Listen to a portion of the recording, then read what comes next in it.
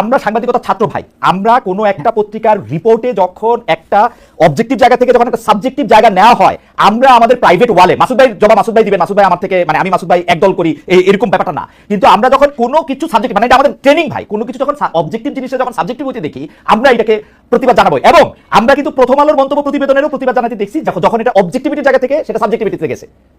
খালেদ ভাই এই আলাপটা হলো পলিটিক্যাল কারেক্টনেসের জায়গা। মাসুদ ভাই তো শুধু সাংবাদিক না, মাসুদ ভাই মূলত যেটা করে এটা অ্যাক্টিভিজমই করে, এটা সমস্যা না। পৃথিবীর বহু বড় সাংবাদিকের প্যারালালি সাংবাদিক এবং অ্যাক্টিভিস্ট, কোনো সমস্যা নাই। কিন্তু সমস্যা হলো মাসুদ ভাই যখন এই যে শাহবাগের প্রতিধ্বনি যখন আমার দেশ বলে এইটা যদি সাংবাদিকতা হয় তাহলে মাসুদ ভাই যখন লজ্জা পায়, সেই মাসুদ ভাই এইমাত্র যেটা করলো সেই লিখতে পান্ডা বইলে পরের লাইনে বলতেছে যে আগের সরকারের চেয়ে ভালো চালাতে পারছে, এই সরকারের হাজারটা সমস্যা আছে। আমরা বলবো এই সরকারের দায়ও বাংলাদেশের সকল জনগণের, যে দাদা পারবে না। কিন্তু আপনি কি এটাকে কোনোভাবে গত ফ্যাসিবাদী আমলের সাথে তুলনা করতে পারবেন?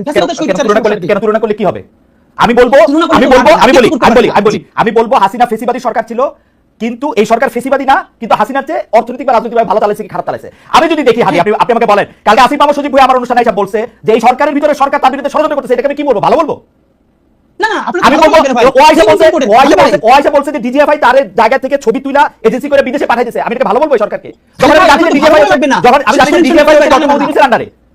খালেদ ভাই এই সরকারের সবথেকে বেশি সমালোচনা ইনকিলাব মঞ্চের চেয়ে বেশি কেউ করে নাই, শব্দ ধরে ধরে বাক্য ধরে ধরে গত একটা বছর। আপনি জাস্ট পত্রিকা দেখেন, আপনি মিডিয়া দেখেন, কিন্তু প্রবলেম হলো আপনি যখন ফ্রেমিংটা, আপনি যখন একটু আগে বললো না যে এই যে ভাই একটু আগে বললো যে আপনি যখন জিজ্ঞেস করলেন মাসুদ ভাইকে যে তাহলে এর আগের যে ওই যে বর্তমান উত্তরের মেয়র সে যোগ্য না, তাহলে আসলে যোগ্যতাটা কি? তখন ভাই বললো যে ধরে নিচ্ছি তারা চোর, মানে ধরেন খোকা ভাই কথা বলেছে, আদিক সাহেবের কথা বলেছে, এর মানে মাসুদ ভাই বলছেন ধরে নিচ্ছি চোর, এর মানে কি চোর ধরে নেওয়া লাগবে? তারা চোর না। আমি আপনাকে বলি, আপনি অনেক জনপ্রিয় মানুষ, প্রচুর লোক আমাদের এখানে আপনাকে দেখতেছে, কিন্তু আপনি কিন্তু মানে আমি জানি না মানে আপনি খেয়াল করতেছেন কিনা, ধরে নেই চোরের পাশাপাশি উনি যে কথার উপর স্ট্রেস দিচ্ছেন সেইটা হচ্ছে যে উনারা একটা সিস্টেমের মধ্যে আসছেন, ভোট বা ভোটের নামে প্রহসনের নামে, ভোটের নামে প্রহসনের নামে, আর উনি আছেন আর এজাজ সাহেব আসছেন কালকে আসিফ মাহমুদ সজীব ভাই বলছে যেটা সরকারের উপদেষ্টা পরিষদ সিদ্ধান্ত নিয়েছে আমাকে দিয়ে, মানে আমি এটা এক্সিকিউট করছি মাত্র। এখন খালেদ ভাই ভালো সিস্টেম লাগতেছে হাদি, আমার কাছে ভালো উত্তর আছে, আমার কাছে ভীষণ ভালো উত্তর আছে, আমি দিব না। যদি আমি সরকারের স্পোকসপারসন হইতাম আজকে, আমি যদি শফিক ভাই হইতাম অথবা আমি যদি এনসিপির মুখপাত্র হইতাম, তাইলে আমি উত্তরগুলো দিতাম। কিন্তু আমি যেহেতু ইনকিলাব মঞ্চের মুখপাত্র, এই সরকারের আমি তো হাজারটা ক্রিটিক করি, সুতরাং আমি তাকে ডিফেন্ড করব না। আমি শুধু বলে নিচ্ছি যে এই যে শব্দগুলো চয়নের জায়গা, যে ধীরে ধীরে যেরকম ন্যারেটিভ নির্মিত হয়, আমি শুধু এই জায়গাটা ফোকাস। আমি আমার মনে হয় যে আমি হাদি সাহেবকে বুঝতে পেরেছি। আমি কামাল ভাই আপনার কাছ থেকে একটু জানতে চাই, এইটা কিন্তু সত্যি কথা, আপনি মাঝে মাঝে যেহেতু আপনি অনেক জনপ্রিয় মুখ, আপনার কথায় শব্দ চয়নে অনেক সময় মনে হয় যে আপনি আওয়ামী লীগকে এই সরকারের থেকে ভালো বলতেছেন, আওয়ামী লীগ আপনার দ্বারা বেনিফিট পেতেছে, এটাও মনে হয়। এবং আপনি হাদিকে শুনেছেন, আমার কোনো প্রশ্নই পর্যায়ে নাই, আপনি যদি এটাকে একটু অ্যাড্রেস করেন। সরি দেখেন, আমি বলি আপনাকে, আমি কিন্তু মানে এখানে হাদি যে কমপ্লেনগুলো আমার বিষয়ে তুলেছেন আমি খুব খুশি হয়েছি এই কারণে এই প্রশ্নগুলোর আমি আসলে জবাব দিতেই চাই, কিন্তু দেওয়ার সুযোগ পাই না। মনে করুন আমি যদি হুট করে বলি, তোমার থেকে জিজ্ঞাসা করেন তুমি বলো কেন, তো এটা কি ঝামেলা? তো প্রশ্নগুলি উত্তর দেওয়া দরকার। আমি একটা করে বলি, প্রথমত বলি, শেষ থেকে বলি যে এই সরকারের চেয়ে আওয়ামী লীগ সরকার ভালো, এটা আমি কখনো উচ্চারণ করিনি এবং ঘুণাক্ষরে চিন্তাও করি না। আমি চিন্তাও করি না, এটা আমার চিন্তার বাইরে। কারণ এই সরকার খারাপ কিছু করলে আমরা বলতে পারতেছি। আমি ডক্টর ইউনূসের কোনো একটা কাজ পছন্দ না হলে আমরা বলতে পারতেছি। হাসিনা সরকারের সময় আমরা সরাসরি বলতে পারতাম না, আমিও বলতে পারতাম না, আমি অনেক কিছু বলছি, আমি হাসিনা গভর্নমেন্টের বিরুদ্ধে, তার কর্মকাণ্ডের বিরুদ্ধে, বিভিন্ন কাজের বিরুদ্ধে অনেক কিছু বলছি, কিন্তু এখন যেভাবে সরাসরি বলি এতটা সরাসরি বলতে পারতাম না, কারণ আমার কিন্তু কেউ থ্রেট দেয় না। আমি আবার বলি আপনাকে, আমার হাসিনা সরকারের আমলেও কেউ কখনো থ্রেট দেয় নাই, এই সরকারের আমলেও আমার কখনো কেউ থ্রেট দেয় নাই। আমি বলি যে দেয় না, আমাকে বলে হাসিনা সরকার আমরা থ্রেট দেয় নাই, তার মানে তুমি তলে তলে আওয়ামী লীগ আসিলা, তো এই সরকারের আমলেও আমার কেউ থ্রেট দেয় নাই, তাহলে আমি তলে তলে সঙ্গে আসি। আমি একটু যোগ করি, হাসিনা সরকার আমলে এটা ভয়াবহ ছিল, কারণ আমি যেহেতু বিজনেসে আসি, মানে সরি এই চাকরিতে আসি 28-29 বছর ধরে, আমি কিন্তু খেয়াল করি। কারণ আপনি দেখেন এখন কিন্তু যে কোনো টেলিভিশন, যে কোনো আপনাকে ডাকতে দ্বিধা করে না, বরং আপনাকে চায়, আপনি সময় দিতে পারেন না, যদিও আপনি সরকারের প্রতি অনেক বেশি ক্রিটিক্যাল। কিন্তু যখনই আপনি আওয়ামী লীগ সরকারের প্রতি ক্রিটিক্যাল ছিলেন, আমরা বিদেশে বসে আপনাকে পাইতে হইতো, অন্য টেলিভিশন আপনাকে ডাকতে সাহস করতো না। এই একটা স্পষ্ট জি আমি হয়তো ওটা আমি বুঝতাম না, কিন্তু আমি যেটা বুঝতাম, আমি বলি আমাকে দুই একবার ডিজিএফআই থেকে কফি খাওয়ার দাওয়াত দিছে আগের আমলে, বাট আমি যাইনি। আমি বলছি আমার সময় নাই, তারা কিন্তু আমাকে অভদ্র আচরণ করে না, ধমকায় নাই, এবং তাই বলে ওদের আমি সমর্থন করি নো, কোনো বিবেচনাতেই করি না।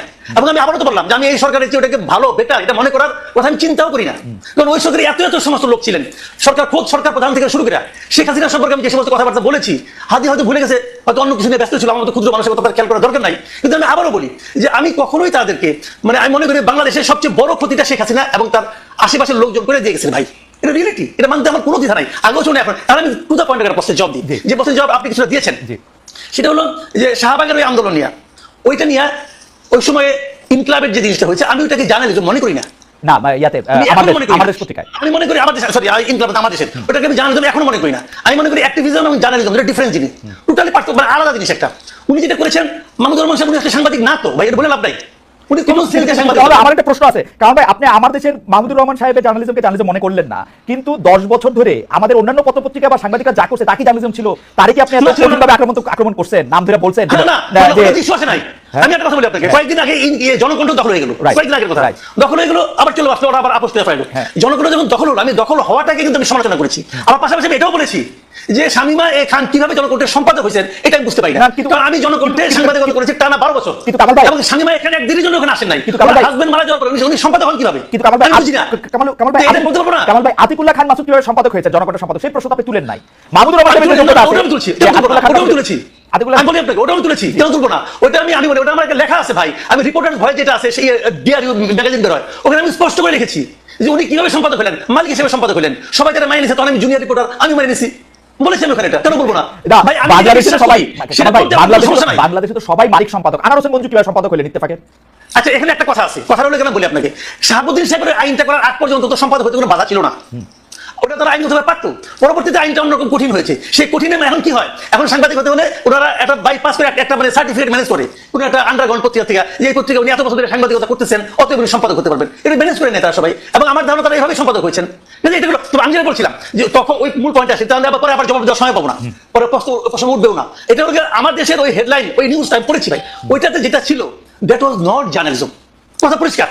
ওই উনি যে প্রেডিক্ট করেছেন, উনি যেভাবে লিখেছেন, ওটা ছিল অ্যাক্টিভিজম, এবং ওই activism maybe right, maybe not right, অন্য হিসাব, ওই অর্থে আমি যাচ্ছি না, কিন্তু ওটা জার্নালিজম না, আমি সেটাই বলেছি যে এটা যদি সাংবাদিকতা হয় তাহলে ভাই আমার অবজারভেশন এটা, আমি কিন্তু আমার ওখান থেকে ভাই সাংবাদিকতা তো পৃথিবীতে বহু রকম, আপনি একরকম সাংবাদিক, আমি আপনি দুজন ক্লাসেই পড়ছি, যেটা অবশ্যই বহু রকম আছে, এটা সাংবাদিকতা না, এটা কেমনে বলবেন মাসুদ ভাই? না না, আমি তখন আমি এখনো যেটা অনেক সাংবাদিকতার ধরন আছে, অনেক সাংবাদিকতার স্কুল আছে, এক এক স্কুলিং এক এক রকম, কোনো সমস্যা নাই, আমি তো আমার স্কুলিংটা নিয়ে বলবো, আমি যেভাবে শিখেছি, আমি যেভাবে ভেবেছি, আমার ভাবনার সঙ্গে যায় না, ওটা আমি বলছি না, কিন্তু আপনি যদি এই আপনার লিটমাস পেপারে ঘষেন, তাহলে আমেরিকার অর্ধেক টেলিভিশন বাদ করে যাবে, অর্ধেক নিউজ পেপার বাদ করে যাবে, লন্ডনের অর্ধেক নিউজ পেপার বাদ করে যাবে, ভারতে তো টিকবেই অপকটা, তাহলে